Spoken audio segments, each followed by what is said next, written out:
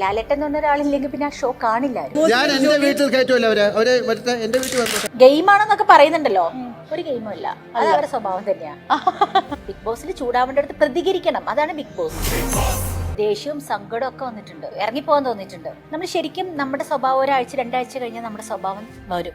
ഞാൻ പുറത്തുനിന്ന് കണ്ട ആൾക്കാരല്ല അകത്ത്, പുറത്തുനിന്ന് ഒരുപാട് എന്നെ ഇഷ്ടമുള്ളവരൊക്കെ അതിൻ്റെ അകത്തുണ്ടായിരുന്നു. അവരാരും എന്നോട് അവിടെ എനിക്ക് സ്ക്രീൻ സ്പേസ് തന്നില്ല എന്നാണ് ശരിക്കും. നല്ല സൗഹൃദം കിട്ടിയിട്ടുണ്ടോ അവിടുന്ന്? ഇല്ല, അവിടുത്തെ ആരോടും ഞാൻ സംസാരിക്കാറ് പോലും ഇല്ല. നമ്മുടെ ഓപ്പോസിറ്റ് നിൽക്കുന്ന ആൾക്ക് ഒരിക്കലും നമ്മളൊരു ദ്രോഹാവാതിരിക്കുക, അവർക്ക് ഒരു തരത്തിലും നമ്മളെ കൊണ്ടൊരു സങ്കടം വരാതിരിക്കാൻ ശ്രമിക്കണം എപ്പോഴും. ബിഗ് ബോസിൽ പോയിട്ട് നെഗറ്റീവായിട്ട് ഇറങ്ങാത്ത ചുരുക്കം പേരെ കാണുള്ളൂ. അതിൽ ഒരാളാണ് ഇത്ത. ഒരുപാട് നാളെ നമുക്ക് അതിനകത്തൊന്നും അഭിനയിച്ച് നിൽക്കാൻ പറ്റില്ല. ആര്യയുടെ കല്യാണത്തിന് എന്നെ വിളിച്ചിരുന്നു. ആ കുട്ടി എന്നോട് വന്നപ്പോ എന്നോട് ചേച്ചി എന്ന് പറഞ്ഞാൽ റെസ്പെക്ട് എനിക്ക് തരുന്നുണ്ട് ആ കുട്ടി. അപ്പൊ ഞാൻ മിണ്ടു, എന്നോട് ഇങ്ങോട്ട് നന്നായി സംസാരിച്ച് ചേച്ചി എന്നുള്ള ഒരു റെസ്പെക്ട് തരുവാണെങ്കിൽ എനിക്ക് കുഴപ്പമില്ല. അതല്ലാതെ ഇപ്പോഴും ബലം പിടിച്ച് നടക്കുന്നവരുണ്ട് അതിൻ്റെ അകത്ത്. എപ്പോഴെങ്കിലും പറ്റിക്കപ്പെട്ടിട്ടുണ്ടോ ഫ്രണ്ട്ഷിപ്പില്? അല്ല, ഫ്രണ്ട്ഷിപ്പിൽ പറ്റിക്കപ്പെട്ടിട്ടുണ്ട്, വേറെ ഫ്രണ്ട്ഷിപ്പിലൊക്കെ. പറയുന്ന ആളായിട്ടൊന്നും ഒരു പ്രശ്നമൊന്നും ഉണ്ടായില്ല. കൊച്ചിലെ മുതലേ ഈ തസ്നി ഖാൻ എന്ന് കേൾക്കുമ്പോൾ ഞാൻ എപ്പോഴും ഖാൻ സാധാരണ ആണുങ്ങൾക്കല്ലേ ഇടുന്നത്. നമുക്കുണ്ട് ഖാൻ, തസ്നി ഖാൻ. അതെന്താ ഖാൻ? എന്റെ പേര് ശരിക്കും തസ്നീം. തസ്നീമിന്റെ അർത്ഥം അറിയോ? ഇല്ല. ഖുർആനിലെ സ്വർഗത്തിലെ നദിയാണ്. സ്മാർട്ട് ഫോൺ പർച്ചേസിന് ഓക്സിജൻ നൽകുന്ന ഉറപ്പ്. ഏറ്റവും കുറഞ്ഞ വില, വമ്പിച്ച collections, best finance, cash back and exchange ഓഫറുകൾ. സ്മാർട്ട് ഫോണിന് only oxygen. Oxygen, the smart phone expert.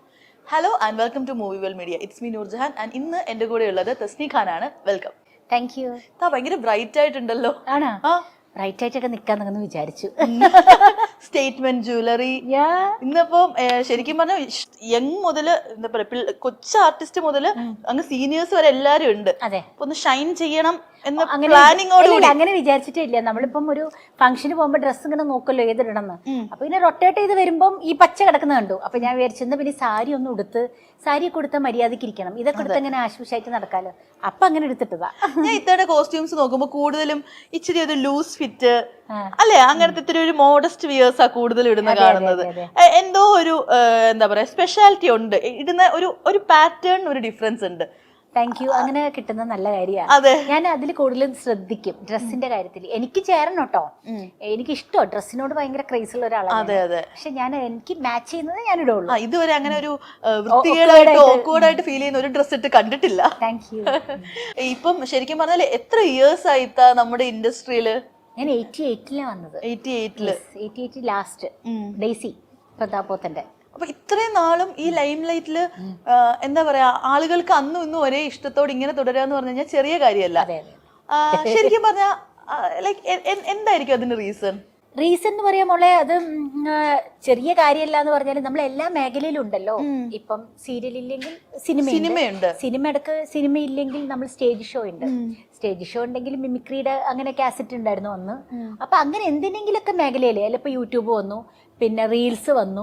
അപ്പം നമ്മൾ ആൾക്കാർ മറക്കാതിരിക്കാൻ നമ്മൾ എന്തെങ്കിലുമൊക്കെ മേഖലയിലായിട്ട് അങ്ങനെ പോണതുകൊണ്ടാണ് നിൽക്കാൻ പറ്റുന്നത്. പിന്നൊക്കെ ദൈവത്തിന്റെ ഒരു ഭാഗ്യം, ദൈവം തരുന്ന ഒരു അനുഗ്രഹമാണ്. ഞാൻ എപ്പോഴും കൊച്ചിലെ മുതലേ ഈ തസ്നി ഖാൻ എന്ന് കേൾക്കുമ്പോൾ ഞാൻ എപ്പോഴും ഖാൻ സാധാരണ ആണുങ്ങൾക്കല്ലേ ഇടുന്നത്. നമുക്കുണ്ട് ഖാൻ, തസ്നി ഖാൻ. അതെന്താ ഖാൻ? എന്റെ ഉപ്പച്ചിയുടെ പേര് അലിഖാൻ എന്നാണ്, മജീഷ്യനാണ്. പിന്നെ അറിയാം. അപ്പൊ ഉപ്പച്ചി അലിഖാൻ ആയപ്പോ ഞാൻ തസ്നി ഖാനായി. ഞാൻ വേറെ ഒരു പെൺപിള്ളേർക്കും കേട്ടിട്ടില്ല ഖാൻ ഇൻഷ്യൽ വരുന്നത്. കേട്ടിട്ടുണ്ടോ? പിന്നെ ഖാൻ ഇൻഷ്യൽ വരുന്നത് തമിഴിലൊക്കെ ഉണ്ട്, മുംതാസ് ഖാൻ തമിഴ്നാട്ടില് ഉണ്ട്. പിന്നെ സെയ്ഫ് അലി ഖാന്റെ മോളുടെ പേര് അങ്ങനെ ഖാൻ ചേർത്തില്ല. അവര് ശരിക്കും നോർത്ത് ഇന്ത്യൻസിനാണ് കൂടുതൽ. നമ്മുടെ നാട്ടിൽ അങ്ങനെ മലയാളീസിന് അങ്ങനെ, മലയാളീസിൽ ഖാൻ ഉണ്ടെങ്കിൽ തന്നെ പട്ടാണീസ് ആയിരിക്കും. നമ്മൾ പട്ടാണീസ് അല്ലല്ലോ, സാധാരണ സുന്നി സദാ മുസ്ലിം. പക്ഷെ ഉപ്പച്ചിന്റെ പേര് ഖാൻ വന്നതുകൊണ്ടാണ്. ഉപ്പച്ചിയുടെ പേര് ഖാൻ വരാൻ കാരണം എന്താന്ന് വെച്ചിട്ടുണ്ടെങ്കിൽ ഉപ്പച്ചിയുടെ പേര് ശരിക്കും അരുവിക്കുട്ടി എന്നാണ്, മലപ്പുറംകാരനാണ്. ഒരു മജീഷ്യൻ ആയതുകൊണ്ട് കൽക്കട്ടയിൽ പോയി മാജിക് പഠിച്ച് PC സർക്കാർ ഇട്ടുകൊടുത്ത പേരാണ് അലിഖാൻ. അങ്ങനെയാണ് ഖാൻ വന്നത്, അല്ലാണ്ട് നമ്മള് പട്ടാണീസ് ആയിട്ടൊന്നും അല്ല. അപ്പം എന്റെ പേര് ശരിക്കും തസ്നീം. അത് തസ്നീമിന്റെ അർത്ഥം അറിയോ? ഇല്ല. ഖുർആനിലെ സ്വർഗത്തിലെ നദിയാണ്. തസ്നീം, നീട്ടുണ്ട്. അത് എല്ലാവരും തസ്നി ഖാൻ ആക്കി അല്ലേ? അത് തസ്നിയാക്കിയപ്പോ പിന്നെ അതിന്റെ കൂടെ പേരും കൂടി ഖാൻ ചേർത്തി തസ്നി ഖാൻ ആക്കിയത്. ആരെങ്കിലും തസ്നീം വിളിക്കാറുണ്ടോ? തസ്നീം വിളിച്ചിട്ടുണ്ടായിരുന്നു. ഞാൻ സ്കൂളിൽ പഠിക്കുമ്പോൾ ഞങ്ങളുടെ അഡ്മിനിസ്ട്രേറ്റർ സിസ്റ്റർ അന്റോണി ആയിരുന്നു. സിസ്റ്ററിന് ഭയങ്കര ഇഷ്ടം തന്നെ. ഞാൻ യൂത്ത് ഫെസ്റ്റിവലിനൊക്കെ പങ്കെടുക്കുന്നതുകൊണ്ടൊക്കെ ഭയങ്കര കലാപരമായിട്ട് അന്നേ ഒരു ഒക്കെ എല്ലാത്തിലും നിൽക്കുന്ന ഒരാളായതുകൊണ്ട് സിസ്റ്റർ തസ്മീ ഖാനാണെന്ന് അറിഞ്ഞാലും സിസ്റ്റർ എന്നെ വിളിക്കും തസ്നീമ എന്നാണ്. സിസ്റ്റർ മരിച്ചു പോയിട്ട് ഇപ്പോൾ ഒരു 2-3 വർഷമായി. അപ്പൊ തസ്നീമാന്ന് സിസ്റ്ററാണ് വിളിക്കാറുള്ളത്. പിന്നെ നല്ല ക്ലോസ് ആയിട്ടുള്ളവർ തെസു എന്ന് വിളിക്കും. വീട്ടിലാണ് ഉമ്മ എന്താ വിളിക്കാറ്? തെസി. തെസി. അടിപൊളി. വീട്ടില് ഉമ്മയും വിളിക്കുന്നത് തെസി, പിന്നെ നമ്മുടെ അനിയത്തിമാരൊക്കെ വിളിക്കുന്നത് തെസി. തെസി. എല്ലാവരും സുഖമായിട്ടിരിക്കുന്നോ? ഇൻഷാ അൽഹംദുലില്ലാ എല്ലാവരും നന്നായിട്ട് പോകുന്നുണ്ട്. ഇത്ത ഒരു ഫ്രണ്ട്ഷിപ്പ്, ഇത്തയുടെ ഒരു ഡെഫിനിഷൻ എന്താ? ഫ്രണ്ട്ഷിപ്പ് എങ്ങനെയാ മെയിൻറ്റെയിൻ ചെയ്യാറ്? നമ്മൾ നന്നായി നിന്നാൽ മതി. കാരണം നമ്മൾ അവർക്കൊരിക്കലും നമ്മുടെ ഓപ്പോസിറ്റ് നിൽക്കുന്ന ആൾക്കൊരിക്കലും നമ്മളൊരു ദ്രോഹമാവാതിരിക്കുക. അവർക്ക് ഒരു തരത്തിലും നമ്മളെ കൊണ്ടൊരു സങ്കടം വരാതിരിക്കാൻ നമ്മൾ ശ്രമിക്കണം. എപ്പോഴും നമ്മൾ പോസിറ്റീവായിട്ടുള്ളൊരു കാര്യങ്ങൾ, അത് ചിലപ്പം ആ ബന്ധം തകർക്കാൻ ചിലപ്പോൾ ഇടയിൽ ആരെങ്കിലുമൊക്കെ നിൽക്കും. പക്ഷെ നമ്മളത് ശ്രദ്ധിക്കണം. നിന്നാലും നമ്മളിലൊരു വിശ്വാസം ഉണ്ടെങ്കിൽ ആ ബന്ധം, അതെപ്പോഴും ഹസ്ബൻഡും വൈഫായാലും അങ്ങനെ തന്നെ അല്ലേ, ഒക്കെ അഡ്ജസ്റ്റ്മെന്റ് ആണ്. ഇങ്ങോട്ടും അങ്ങനെ തന്നെയാണോ? എപ്പോഴെങ്കിലും പറ്റിക്കപ്പെട്ടിട്ടുണ്ടോ ഫ്രണ്ട്ഷിപ്പില്? അല്ല, ഫ്രണ്ട്ഷിപ്പിൽ പറ്റിക്കപ്പെട്ടിട്ടുണ്ട്, വേറെ ഫ്രണ്ട്ഷിപ്പിലൊക്കെ. നമ്മുടെ ഇപ്പത്തെ ഈ പറയുന്ന ആളായിട്ടൊന്നും ഒരു പ്രശ്നമൊന്നും. അല്ല, ഞാൻ അങ്ങനെ ഒരാളുടെ പേരല്ല കേട്ടോ. അല്ല, മനസ്സിലായി. ഫ്രണ്ട്ഷിപ്പ് പിന്നെ പറ്റിക്കപ്പെട്ടത് നന്നായി സിൻസിയറായി തോന്നിയിട്ട് പിന്നെ നമുക്ക് അയ്യോ അത് ആ ആളോട് സിൻസിയർ ആവേണ്ട ആവശ്യമില്ലായിരുന്നു എന്ന് തോന്നി. ഈ ഒരു തവണ ചൂടുവെള്ളത്തിൽ വീണ പൂച്ച പിന്നെ പച്ചവെള്ളം കണ്ടാലും പേടിക്കും എന്ന് പറയും. അതുപോലെ പിന്നീട് ഒരു പുതിയൊരാളായിട്ട് ഒരു ഫ്രണ്ട്ഷിപ്പ് കൂടുമ്പോഴത്തേക്ക് ഒരുപാട് അറ്റാച്ച്മെന്റ് ഉണ്ടാവാതെ നോക്കിയിട്ടുണ്ടോ? ഇല്ല, ഇപ്പൊ ഞാൻ കുറെ നാളായിട്ട് ആരോടും അറ്റാച്ച്മെന്റ് ഇല്ല. കണ്ടാ എന്താ ഏതേ അറ്റാച്ച്മെന്റ് വേണ്ടല്ലെങ്കിലും അറ്റാച്ച്മെന്റ് ഒരിക്കലും ഇല്ലാതിരിക്കുന്നതാണ് നമുക്ക് നല്ലത്. എപ്പോഴും നമ്മൾ ആരെയായാലും ഒരു ഡിസ്റ്റൻസിൽ നിർത്തണം. ഫുൾ അങ്ങോട്ട് തുറന്ന് പറയാൻ നിൽക്കരുത്. എല്ലാവരും ഡിസ്റ്റൻസിൽ നിന്ന് കഴിഞ്ഞാൽ എല്ലാ കാര്യങ്ങളും അങ്ങനെ തന്നെയാട്ടോ. എന്നാൽ നമുക്ക് എന്നും നിലനിൽക്കും അത്. അതെ, ആ ഒരു അങ്ങനെ തന്നെ എന്ത് കാര്യത്തിലും മോളെ ഓവറായി കഴിഞ്ഞാൽ അത് ഭയങ്കര ബുദ്ധിമുട്ടാണ്. ഓവർ ആവാതിരുന്നാൽ മതി എല്ലാ കാര്യങ്ങൾക്കും. ഈ ഒരു റിയലൈസേഷൻ എപ്പോഴും ഉണ്ടായത് സത്യം പറഞ്ഞാല്? ഈ 5-6 കൊല്ലത്തിന് ഇങ്ങോട്ടാ ഉണ്ടായത്. അത്രേ ആയിട്ടുള്ളൂ? അത്രേ ആയിട്ടുള്ളൂ. ഒരു 8-9 കൊല്ലമായി. അതിനു മുമ്പ് ഒരുപാട് വളവള എല്ലാരോടും വളവള എന്നൊക്കെ പറഞ്ഞ് ഭയങ്കര സംസാരം. ഞാനിപ്പോ എന്റെ സംസാരം ഒന്ന് കുറച്ച് കൂടുതലും എന്താ പറയാ ടോക്കറ്റീവ് ആവാതെ ശ്രമിക്കുകയാണ് ഞാൻ. കാര്യങ്ങൾ പറയാ, എന്താ ഏതാ ഇഷ്ടമുള്ളവർക്ക് വേണ്ടിയിട്ട് എല്ലാം കൊടുക്കുന്ന അങ്ങനത്തെ ഒരു ടൈപ്പ് ഓഫ് ആളായിരുന്നോ? ഞാൻ ഇഷ്ടമുണ്ടെങ്കിൽ ഞാൻ ഗിഫ്റ്റ് ഒക്കെ വാങ്ങിച്ചു കൊടുക്കും. അതെ, ഡ്രസ്സ് കൊടുക്കും, ഗിഫ്റ്റ് കൊടുക്കും. അതേപോലെ എന്ത് ഹെൽപ്പ് വേണമെങ്കിലും എന്നെ കൊണ്ട് എന്തെങ്കിലും ആവശ്യം ഉണ്ടെങ്കിൽ ഒക്കെ ഞാൻ ചെയ്യാറുണ്ട്. അതുപോലെ നമ്മുടെ ഈ ബിഗ് ബോസിൽ പോയിട്ട് നെഗറ്റീവായിട്ട് ഇറങ്ങാത്ത ചുരുക്കം പേരെ കാണുള്ളൂ. അതിൽ ഒരാളാണ് ഇത്ത. മീൻസ് നെഗറ്റീവ്സ് ഒന്നും അങ്ങനെ ഇല്ല, വന്നിട്ടില്ല. എല്ലാവരും അപ്പം നമുക്ക് മനസ്സിലാവും ഒരുപാട് നാളെ നമുക്ക് അതിനകത്തൊന്നും അഭിനയിച്ച് നിൽക്കാൻ പറ്റില്ല. ഇപ്പൊ റിയൽ ലൈഫിലും ഇത്ത എന്താ നമുക്ക് അതിലൂടെ മനസ്സിലായി. ശരിക്കും പറഞ്ഞാല് ദേഷ്യം വന്നിട്ടുണ്ടോ അതിനകത്ത് നിൽക്കുന്ന സമയത്ത്? പിന്നെ ദേഷ്യവും സങ്കടവും ഒക്കെ വന്നിട്ടുണ്ട്. എന്ത് ഇറങ്ങിപ്പോകാൻ തോന്നിയിട്ടുണ്ട്. പക്ഷെ നമ്മള് ശരിക്കും നമ്മുടെ സ്വഭാവം 1-2 ആഴ്ച കഴിഞ്ഞാൽ നമ്മുടെ സ്വഭാവം വരും. ഈ 60-70 ക്യാമറയൊന്നും ആരും മൈൻഡ് ചെയ്യില്ല. അപ്പം ആദ്യമൊക്കെ നമ്മൾ ബലം പിടിക്കില്ല അവരും. അയ്യോ ക്യാമറയുണ്ട്, ശ്രദ്ധിച്ച് സംസാരിക്കണം, നടത്തത്തിൽ ശ്രദ്ധിക്കണം എന്നൊക്കെ. ക്യാമറ മറന്നു പോകും. പിന്നെ നമ്മളാവണം അവിടെ. പിന്നെ ഗെയിമാണെന്നൊക്കെ പറയുന്നുണ്ടല്ലോ, ഒരു ഗെയിമും അല്ല, അത് അവരുടെ സ്വഭാവം തന്നെയാ. അല്ലാണ്ട് ഗെയിം ആണെങ്കിലും നമ്മൾ ചൂടാവേണ്ട അടുത്ത് ചൂടാവണം, അത് വേറെ കാര്യം. ബിഗ് ബോസിൽ ചൂടാവേണ്ട അടുത്ത് പ്രതികരിക്കണം, അതാണ് ബിഗ് ബോസ്. ഞാൻ അങ്ങനെ വലുതായിട്ട് പ്രതികരിച്ചില്ല. ഞാൻ വിചാരിച്ചു എൻ്റെ അടുത്ത് ഇങ്ങോട്ട് വന്നു കഴിഞ്ഞാൽ ഞാൻ അങ്ങോട്ട് വെച്ചു കൊടുക്കുക. റിയൽ ആയിട്ട് നിന്നു. അത് ഞാൻ റിയൽ ആയിട്ട് എൻ്റെ അടുത്ത് ഇങ്ങോട്ട്. പക്ഷെ എനിക്ക് അവിടെ ഞാൻ പുറത്തുനിന്ന് കണ്ട ആൾക്കാരെല്ലാം അകത്ത്, പുറത്തുനിന്ന് ഒരുപാട് എന്നെ ഇഷ്ടമുള്ളവരൊക്കെ അതിൻ്റെ അകത്ത് ഉണ്ടായിരുന്നു. അവരാരും എന്നോട് അവിടെ എനിക്ക് സ്ക്രീൻ സ്പേസ് തന്നില്ല എന്നാണ്. ശരിക്കും സംസാരിക്കാനുള്ള ഒരു ഇടം നമുക്ക് തരണ്ടേ. നല്ല സൗഹൃദം കിട്ടിയിട്ടുണ്ടോ അവിടുന്ന്? ഇല്ല. അവിടെ ഒരാൾ പോലും ഇല്ല സ്റ്റിൽ കോണ്ടാക്ട് ഉള്ള? ഇല്ല, ഞാൻ അവിടുത്തെ ആരോടും ഞാൻ സംസാരിക്കാറ് പോലും ഇല്ല. നമ്മളപ്പം ഈ ഒരു സ്ക്രീനിൽ കാണുന്നതിലും അപ്പുറം എന്തൊക്കെയോ ട്രോമാസ്. അതിന്റെ അടുത്ത് പിന്നെയും ഭേദം ആര്യയുടെ കല്യാണത്തിന് എന്നെ വിളിച്ചിരുന്നു. ആ കുട്ടി എന്നോട് വന്നപ്പോൾ എന്നോട് ചേച്ചി എന്ന് പറഞ്ഞാൽ റെസ്പെക്ട് എനിക്ക് തരുന്നുണ്ട് ആ കുട്ടി. അപ്പൊ ഞാൻ മിണ്ടും. എന്നോട് ഇങ്ങോട്ട് നന്നായി സംസാരിച്ച് ചേച്ചി എന്നുള്ള ഒരു റെസ്പെക്ട് തരുകയാണെങ്കിൽ എനിക്ക് കുഴപ്പമില്ല. അതല്ലാതെ ഇപ്പോഴും ബലം പിടിച്ച് നടക്കുന്നവരുണ്ട് അതിൻ്റെ അകത്ത് പുറത്തിറങ്ങിയിട്ടും. ആര്യ കുഴപ്പമില്ല, മഞ്ജു പത്രോസ് കുഴപ്പമില്ല, ഫുക്രു അവരൊക്കെ ഓക്കെയാണ്. അവരൊക്കെ കണ്ടാലും ചേച്ചി ആ റെസ്പെക്ട് ഉണ്ട്. അതിൽ കുറച്ച് പേർക്ക് ഇപ്പോഴും ബലം പിടിച്ച നടന്നോട്ടെ, ആയിക്കോട്ടെ, നമുക്ക് എന്താ പ്രശ്നമില്ല. അപ്പൊ അതവരുടെ ക്യാരക്ടറാ. അപ്പൊ നമ്മൾ അതനുസരിച്ച് നിന്നാൽ മതിയല്ലോ. ശരിക്കും എനിക്കൊന്ന് ഏറ്റവും കൂടുതൽ നെഗറ്റീവ്സ് ഒരുപാട് പേർക്ക് ലൈഫ് ലോങ് നെഗറ്റീവ് ഉണ്ടാക്കിയ ഒരു സീസണും കൂടിയാണ് അത് വരും. അതില് ആ ഷോ എന്ന് പറയുന്നത് നല്ലതും ആവാം ചീത്തതും ആവാം, രണ്ടുമായിട്ടാ നിക്കത്. നമ്മൾ വളരെ ശ്രദ്ധിക്കണം. അത് ഭയങ്കര നമുക്കങ്ങ് ഒരു ഒന്നും ഇല്ലല്ലോ, നമുക്ക് പത്രവും ഇല്ല, സമയവും ഇല്ല, ഒന്നും അറിയില്ല. ഒരു എന്റർടൈൻമെന്റും ഇല്ല. ബിഗ് ബോസ് പറയുന്ന ടാസ്ക് മാത്രമേ ഉള്ളൂ. പിന്നെ ഈ വീട്ടിലിങ്ങനെ ഇരിക്കല്ലേ. നമ്മളിങ്ങനെ നോക്കുമ്പോഴത്തേക്കേ ഈ അതായത് നമ്മൾ ഇപ്പൊ നമ്മുടെ നോർമൽ ലൈഫിലാണെങ്കിൽ നമ്മൾ അങ്ങനെ വഴക്കുണ്ടാക്കാത്ത കുഞ്ഞു കുഞ്ഞു കാര്യങ്ങൾക്ക് അതിനകത്ത് വഴക്ക്, അതെന്തായിരിക്കും ഇതാ? അത് വരും, നമ്മൾ ചൂടായി പോവും. ഇപ്പം ഫോർ എക്സാമ്പിൾ ഇപ്പൊ ഈ വെള്ളം വെച്ചു, ഈ വെള്ളം ഞാൻ കുടിച്ചിവിടെ വെച്ച് കഴിഞ്ഞിട്ട് ഞാനിപ്പോ ആരോടെങ്കിലും സംസാരിച്ചിരിക്കുമ്പോൾ നൂർജഹാൻ വന്നിട്ട് ഈ വെള്ളം കുടിക്കുമ്പോൾ ഞാൻ എൻ്റെ ഒരു നല്ല മനസ്സിറങ്ങി ഞാൻ പറയാ മുഴുവൻ കുടിക്കില്ലട്ടാ, ഞാൻ എടുത്ത് വെച്ചതാട്ടെ, വേറെ വെള്ളം ഇല്ല എന്ന് പറയുമ്പോൾ ഓ ശരി കേട്ടോ എന്ന് പറഞ്ഞ് അവിടെ വെക്കും വെള്ളം. വേറെ വെള്ളം ഇല്ലെങ്കിൽ എടുത്ത് പോയി കുടിച്ചോ, എനിക്ക് ദാഹിക്കുന്നത് ഇയാളുടെ ബോട്ടിൽ മാത്രമല്ലല്ലോ ഇത് എന്നൊക്കെ പറയുമ്പോ തുടങ്ങും അവിടെ പ്രശ്നം. മനസ്സിലായി. അപ്പൊ അങ്ങനെ വരും. അങ്ങനെ വരാൻ കാരണം നമ്മുടെ ഓൾറെഡി ഫ്രസ്ട്രേറ്റഡ് ആണ്. അതാ ഭയങ്കര പ്രശ്നം. ഭക്ഷണം ഇല്ല, ഉറക്കമില്ല. അതെ, ടൈം അറിയില്ലല്ലോ.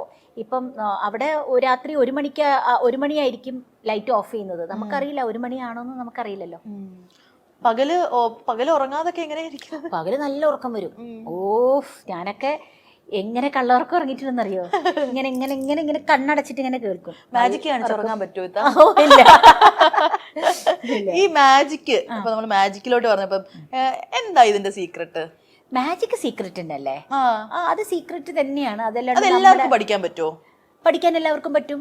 പക്ഷെ ആ സീക്രട്ട് പിന്നീട് ആരും അത് പൊട്ടിക്കരുത്. ആ സീക്രട്ട് ആരും പൊട്ടിക്കാൻ പാടില്ല. ഒരു മജീഷ്യൻസ് പോലും അത് വെളിയിൽ പറയല്ല. അത് കഴിഞ്ഞ് പോയി. മാജിക്കിന്റെ രഹസ്യം അറിഞ്ഞു കഴിഞ്ഞാൽ പിന്നെ അത് ഒന്നുമല്ല. നമുക്ക് ഇപ്പൊ ഇവിടെ ഇരിക്കുന്ന എന്തെങ്കിലും വെച്ചിട്ട് ഒരു കുഞ്ഞു സംഭവം ചെയ്യാൻ പറ്റുമോ? ഇവിടെ വെച്ചിട്ട് എന്താ?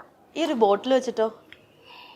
ഈ ബോട്ടിൽ വെച്ചിട്ട് അല്ല, ഈ ബോട്ടില് ഇതിപ്പോ ഒരു ബോട്ടിലാണ്. ഞാൻ നോക്കട്ടെ എനിക്ക് ഡീകോഡ് ചെയ്യാൻ പറ്റുമോന്ന്. ഇതൊരു ബോട്ടിലാണ്. ഈ ബോട്ടിൽ ഇത്രയല്ലേ വെള്ളമുള്ളൂ. ഈ വെള്ളം കുറക്കാൻ വേണമെങ്കിൽ നമുക്ക് വിചാരിച്ചാൽ കുറക്കാം, കൂട്ടണമെങ്കിൽ നമുക്ക് കൂട്ടാം. പക്ഷെ വേണ്ട, ഈ ബോട്ടിൽ നിന്ന് നമുക്ക് എന്തെങ്കിലും പ്രൊഡക്റ്റ് ചെയ്യിപ്പിക്കാം. ഇതിന്റെ അകത്തുനിന്നോ അല്ലെങ്കിൽ ഇതിന്റെ സൈഡിൽ നിന്നോ എവിടെന്നെങ്കിലും നമുക്ക് എന്തെങ്കിലും വസ്തു നമുക്ക് എടുക്കാം. അപ്പൊ നമ്മളിങ്ങനെ കയ്യിലിങ്ങനെ പിടിച്ചിരിക്കല്ലേ, 1 2 3 കയ്യിൽ പിടിച്ചിരിക്കില്ലേ? എന്റെ കൈ ശ്രദ്ധിച്ച് നോക്കണേ. 1 2 3 ഈ കൈ ഞാൻ എടുത്തിട്ട് ഇങ്ങനെ വെച്ചു. ഇപ്പം ഒന്നുമില്ലല്ലോ. ഉറപ്പല്ലേ? ഇനി എന്റെ ഈ ബോട്ടിൽ എടുത്തു കഴിഞ്ഞാൽ ഇതിന്റെ അകത്ത് കൈയടക്കെന്ന് പറയും. ഇതിന്റെ ഈ ബോട്ടിലിന്റെ അടിയിൽ ഒരു സാധനം ഉണ്ടാവും. എടുത്തു നോക്കിക്കോ. കണ്ടോ? ഹാൻഡ് ട്രിക്സ് ആണ്. അതെവിടുന്നോ അതെങ്ങനെ നമ്മുടെ കണ്ണുപിടിച്ച് സാധനം വന്നവിടെ. അപ്പൊ അതാണ് ഹാൻഡ് ട്രിക്സ് എന്ന് പറയുന്നത്. അപ്പം ഞാൻ ആ മോതിരം ഇവിടുന്ന് ഊരി ഇവിടെ വെച്ചതൊന്നും കണ്ടില്ലല്ലോ. ഇല്ല, ഞാൻ ഇങ്ങനെ നോക്കിക്കൊണ്ടിരിക്കും, അതൊന്നും കാണാൻ പറ്റുന്നില്ല. ഇതിന്റെ ബേസിക് മുതല് വാപ്പിച്ച തന്നെ പഠിപ്പിച്ചത്? കൊച്ചിലെ മുതൽ ഇൻട്രസ്റ്റ് ആയിരുന്നു, ഇങ്ങനെ പുറകെ നടക്കായിരുന്നു എനിക്ക് പഠിപ്പിച്ചത്? ഇല്ല, മാജിക് പഠിക്കണം എന്നൊരു ആഗ്രഹം ഇല്ലാത്ത ഒരാളായിരുന്നു ഞാൻ. ശരിക്കും മാജിക് ഉപ്പച്ചിയുടെ കൂടെ പോകുമ്പോ അസിസ്റ്റന്റ് ആയിരുന്നു മാജിക്കിന്റെ. ഞാൻ ഉപ്പച്ചി മമ്മിയൊക്കെ. അപ്പൊ അങ്ങനെ നമ്മുടെ വയറ്റിപ്പഴപ്പായതുകൊണ്ട് കൂടെ അങ്ങനെ പോയി ചെയ്യാന്നല്ലാതെ ഇങ്ങനെയൊക്കെയുള്ള സമയങ്ങളിൽ ചെറിയ ഐറ്റംസ് ഒക്കെ എന്തെങ്കിലുമൊക്കെ പഠിക്കാൻ വേണ്ടി ഉപ്പച്ചി പഠിപ്പിച്ചു തരും. ഉപ്പച്ചി മരിച്ചു കഴിഞ്ഞാൽ പിന്നെ ഞങ്ങളുടെ വീടിന്റെ തൊട്ടടുത്തൊരു തമ്മനം അബ്ദുള്ള എന്ന് പറഞ്ഞ ഒരാളുണ്ട്. ഒരു മാജിക് പ്രൊഡക്റ്റ് ഒക്കെ വിൽക്കുന്ന ഒരാളാണ്. പുള്ളിയാണ് സാധനങ്ങളൊക്കെ തരും, എക്യുപ്മെന്റ്സ് ഒക്കെ തരും. അങ്ങനെ മാജിക്. അതെ. ഉപ്പച്ചിയുടെ ഒരു നഷ്ടം എന്ന് പറഞ്ഞു കഴിഞ്ഞാല് അത് ഭയങ്കര ഒരു സംഭവം തന്നെ ആയിരിക്കും അല്ലേ? തീർച്ചയായിട്ടും തീരാ നഷ്ടമല്ലേ അതൊക്കെ. ഉപ്പാമാര് പോവാന്ന് പറഞ്ഞാൽ തീരാ നഷ്ടമല്ലേ. പിന്നെ നിങ്ങള് രണ്ടാളും അല്ലേ? പിന്നീടുള്ള ലൈഫ് എങ്ങനെയായിരുന്നു? പിന്നെ ലൈഫ് എനിക്കൊരു ജോലി ഉണ്ടല്ലോ എന്ന് വെച്ചാൽ ഉപ്പച്ചി ജീവിച്ചിരിക്കുമ്പോ തന്നെ ഞാൻ ഉണ്ട്. ഉപ്പച്ചി മരിക്കുമ്പോൾ ഞാൻ കാര്യസ്ഥൻ കഴിഞ്ഞു. കാര്യസ്ഥൻ എന്ന മൂവി കഴിഞ്ഞു. അതിന്റെ ഒരു റീ എൻട്രി മൂവിയാണ് ശരിക്കും മലയാളത്തില്. അത് കഴിഞ്ഞപ്പോഴാണ് ഞാൻ കുറെ പടങ്ങൾ ചെയ്തു തുടങ്ങിയത്. അപ്പൊ പിന്നെ കുഴപ്പമില്ലാത്ത രീതിയിൽ പടങ്ങൾ കിട്ടി തുടങ്ങി എനിക്ക്. പിന്നെ സിസ്റ്റർ ഉണ്ട് എനിക്ക്, അത് അവള് തൊടുപുഴ സെറ്റിലാണ്. സെഫ്നി എന്നാ പേര്, സെഫ്നി ഖാൻ. നല്ല വെറൈറ്റി പേരുകൾ. അതുപോലെ ഇപ്പൊ നമ്മള് മൂവിയുടെ കാര്യം പറഞ്ഞു. യൂഷ്വലി ഈ ഒരു സീരിയലില് ആക്ട് ചെയ്തവര് അധികം നമ്മള് സിനിമയില് കാണുന്നത് കുറവായിരിക്കും. അതുപോലെ സിനിമ ചെയ്യുന്നവര് സീരിയലില് കുറവായിരിക്കും. ഇത്തവണ കേസ് നോക്കുകയാണെങ്കിൽ സിനിമയിലുണ്ട് സീരിയലിലുണ്ട്. സീരിയലിൽ ഇപ്പൊ കുറെ ഞാൻ ചെയ്തിട്ട് ബട്ട് സീരിയലും ചെയ്തിട്ടുണ്ട്. രണ്ടും ഉണ്ട്. രണ്ടും ഉണ്ട്. ആ സമയത്ത് സിനിമ കുറവായിരുന്നു. കൊല്ലത്തിൽ ഒരു 1-2 പടങ്ങളൊക്കെ ഉണ്ടായിരുന്നുള്ളൂ. അപ്പൊ ശരിക്കും എന്താ അതിന്റെ റീസൺ? അത് ഈ സിനിമ സീരിയല് അങ്ങനെ അങ്ങനെ റീസൺ എന്ന് പറയാനൊന്നുമില്ല.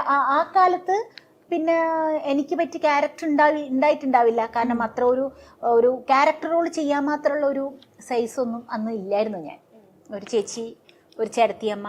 എന്നാലും അതിൻ്റെ അകത്ത് വീണ്ടും ചില വീട്ടുകാര്യങ്ങൾ എന്ന് പറഞ്ഞ മൂവിയിലാണ് പിന്നെ ചേട്ടത്തിയമ്മയായിട്ട് ചെയ്തത്. ജയറാമേട്ടന്റെ ചേട്ടത്തിയമ്മ, ലോഹിദാസിന്റെ പടം, സത്യനന്ദിക്കാടിന്റെ മൂവി. പിന്നൊന്നും അങ്ങനത്തെ ക്യാരക്ടർ റോളുകൾ എനിക്ക് കിട്ടിയില്ലായിരുന്നു. അതുകൊണ്ടാണ്, വേറൊന്നുമല്ല. പിന്നെ കാര്യസ്ഥൻ കഴിഞ്ഞപ്പോൾ ആ കാര്യസ്ഥൻ ഹിറ്റ് ആയപ്പോഴാണ് കുറേ മൂവീസ് അങ്ങനെ. പിന്നെ നമ്മൾക്ക് തെസ്നി ഈ റോള് തെസ്നി ചെയ്താൽ നന്നാവും എന്ന് പറഞ്ഞിട്ട് ചിലവർ വിളിച്ചിട്ടാണ് ചില സിനിമകൾ ഞാൻ ചെയ്തത്. അങ്ങനെ അത് പിന്നെ ഇപ്പം നോക്കുന്നത് എന്താന്ന് വെച്ചാൽ ഇപ്പൊ സീരിയൽ ഞങ്ങൾ ചെയ്ത കാലത്തെ പോലത്തെ സീരിയലല്ല ഇപ്പൊ സീരിയൽ ശരിക്കും തെലുങ്ക് തമിഴ് സ്റ്റൈലായി മാറി. ഒരു അപൂർവം ചില സീരിയലിൽ മാത്രമേ ഉള്ളൂ ഒരു എന്താ പറയാ നാച്ചുറൽ ഫീൽ ചെയ്യുന്ന. അത്തരത്തിലുള്ള സീരിയൽസ് ശരിക്കും പറഞ്ഞാൽ നിങ്ങൾ മിസ് ചെയ്യുന്നുണ്ട്. പക്ഷേ ഓരോ ട്രെൻഡിനൊത്ത് മാറണം നമ്മള്. കാരണം ഇപ്പം ആൾക്കാർക്ക് ഇഷ്ടം സാരിയും ഓർണമെന്റ്സും ഒക്കെ കാണാനാണ്. ഒരു എപ്പിസോഡിൽ ആ ആർട്ടിസ്റ്റ് എത്ര സാരി ഉടുത്ത് ഏതുതരം കമ്മലിട്ട് അതാണ് അവര് വീട്ടമ്മമാർ പോയി ഷോപ്പ് ചെയ്യുന്നത്. മനസ്സിലായി. പണ്ട് അങ്ങനെയൊന്നും ഇല്ല. പണ്ടൊരു ചെറിയ ഞങ്ങളൊക്കെ കാലത്ത് ഒരു പഴഞ്ചൻ സാരിയൊക്കെ തരാറുണ്ട്. പണ്ട് എന്റെ ഉമ്മയൊക്കെ പറയാറുണ്ട് ബീനാന്റണിക്ക് എത്ര സാരി ഉണ്ടെന്ന് അറിയാം. അതൊക്കെ പണ്ട് വനിതയിലൊക്കെ വരുന്നുണ്ടായിരുന്നു. ഇഷ്ടംപോലെ ഇതിന്റെ സീരിയൽസിന്റെ കോസ്റ്റ്യൂം സീരിയലിന്റെ കോസ്റ്റ്യൂം നമ്മൾ അത് ഈ സീരിയലിന് കിട്ടുന്ന ഇംഗത്തുനിന്നാണ് വാങ്ങിക്കുന്നത്. അതൊക്കെ വളരെ വളരെ നഷ്ടമാണ്. ശരിക്കും പറഞ്ഞാൽ കിട്ടുന്നതിന്റെ ഒരു ഹാഫ് നിങ്ങൾ ഈ പറയുന്ന പോലെ. ഞാൻ പണ്ട് സ്വരരാഗം എന്ന് പറഞ്ഞൊരു സീരിയൽ ചെയ്തു നമ്മുടെ ഏഷ്യാനെറ്റില്. അതിൽ ഞാനൊരു ബ്രാഹ്മൺ ലേഡി ആയിട്ടാണ് അഭിനയിക്കുന്നത്. ആ ബ്രാഹ്മൺസ് എന്ന് പറയുമ്പോൾ ബ്രാഹ്മൺസ് കഥാപാത്രം കിട്ടുമ്പോ നമ്മൾ ബ്രാഹ്മൺസിന്റേതായ സ്റ്റൈല് സാരികൾ വാങ്ങിക്കണം. ചുങ്കടി മോഡൽ, ചെക്ക്, ചെറിയ പട്ടല്ല, ഞങ്ങള് സാധാ കുടുംബമാണ്. മനസ്സിലായി. ബിന്ദു പണിക്കരാണ് അമ്മ. ഞാൻ മൂത്ത മോള് കല്യാണി, എന്റെ ഇളയത് രശ്മി സോമൻ, മൂന്നാമത്തെ സുജാ കാർത്തിക. ഞങ്ങള് 3 പെൺകുട്ടികളാ. നല്ല സീരിയലായിരുന്നു അത്. അപ്പൊ മൂത്ത കുട്ടി എന്ന നിലയിൽ ഞാൻ കുറച്ച് എന്തായാലും മുല്ലപ്പ് വയ്ക്കും, മൂക്കുത്തി ഉണ്ടാവും, പൊട്ടൊക്കെ തൊട്ട് ആ ബ്രാഹ്മൺ സ്റ്റൈൽ തന്നെ ആയിരിക്കും.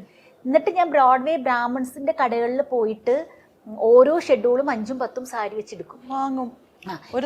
പിന്നെ റിപ്പീറ്റ് ചെയ്യാൻ പറ്റില്ലല്ലോ. പിന്നെ അത് സീരിയലൊക്കെ കഴിഞ്ഞപ്പോ പിന്നെ എലിമമാർക്കൊക്കെ കൊടുത്തു സാരി. അപ്പൊ കിട്ടുന്നതിന്റെ കൂടുതലും ഇങ്ങനെ അങ്ങ് പോകും. ഇപ്പോഴും അങ്ങനെ തന്നെയാണ് സീരിയലുകളുടെ കാര്യം. നമ്മള് കോസ്റ്റ്യൂമിലും ഒക്കെ കൂടുതലും ഓർണമെന്റ്സ് ഒക്കെ. പക്ഷെ അന്ന് നമ്മുടെ സമയത്ത് ഓർണമെന്റ്സ് ഒക്കെ കുറവായിരുന്നു. അന്നത്തെ ഇതില് അത്ര ഗ്ലോഡി ആയിട്ട് അഭിനയിക്കുക. മേക്കപ്പും അപ്പം ഇവര് തന്നെ ചെയ്യണോ? ആ മേക്കപ്പ് ഇവര് തന്നെ ചെയ്യണം. അത് ആവശ്യമാണ് ഇപ്പം. അതായത് ചില തെലുങ്ക് സീരിയലിന്റെ പതിപ്പായിരിക്കും ചിലപ്പം മലയാളത്തിൽ വരുന്നത്. അപ്പൊ ആ തെലുങ്ക് സീരിയലിൽ അവരെങ്ങനെ ഒരുങ്ങുന്നുവോ അത് തന്നെയായിരിക്കും മലയാളത്തിലും നമ്മൾ ചെയ്യേണ്ടത്. അതുകൊണ്ടാണ് അങ്ങനെ വരുന്നത്. അല്ലാതെ ഇവരെ സ്വന്തം ഇഷ്ടത്തിന് വാരി വലിച്ച് ഒരുങ്ങുന്നതല്ല. ഏറ്റവും കൂടുതൽ ഇതിനെ കുറിച്ച് വരുന്നൊരു നമ്മുടെ നാട്ടിലൊക്കെ പറയുന്നത് വെച്ച് കഴിഞ്ഞാല് അടുക്കളയിൽ കുക്ക് ചെയ്യുമ്പോഴും മറ്റേ മാലയും. പക്ഷെ അല്ല, അപ്പൊ നിങ്ങൾ ഹിന്ദി സീരിയലും തെലുങ്ക് സീരിയലും അവിടുത്തെ നമ്മുടെ ഓഡിയൻസിനാണല്ലോ ഇത്രയും കൂടെ ഇങ്ങനെ അബ്നോർമൽ ആയിട്ട് കാര്യങ്ങൾ ഇവരെ ഉറങ്ങുമ്പോ ഇങ്ങനെ. പക്ഷെ അല്ല, നമ്മുടെ ചാനൽ പറയുന്നത് അങ്ങനെയാണ്.